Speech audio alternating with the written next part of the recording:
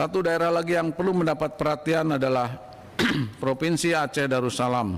Pada masa tenang dan masa pemungutan suara Pilpres dan Pileg yang lalu, terdapat beberapa kasus di Aceh yang memungkinkan akan terjadi hal yang sama pada pilkada serentak mendatang.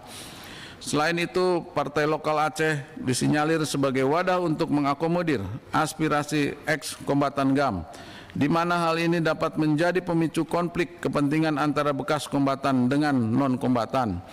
Apabila hasil pilkada tidak memenuhi harapan salah satu paslon, diperkirakan akan dapat memantik potensi konflik horizontal. Kami juga melihat adanya potensi upaya penarikan perhatian massa dengan cara pengibaran bendera bulan bintang. Apabila hal ini terjadi, tentunya dapat menjadi provokasi massa bagi kelompok lainnya yang perlu antisipasi sejak dini.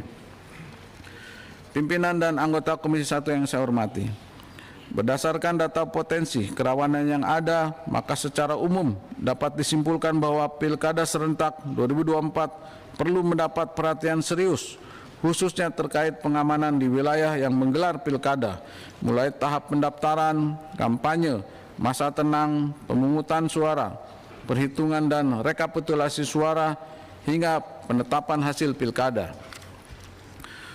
Oleh sebab itu, TNI melakukan mitigasi dalam menghadapi potensi kerawanan yang mungkin timbul oleh beberapa sebab yang sudah saya sampaikan sebelumnya.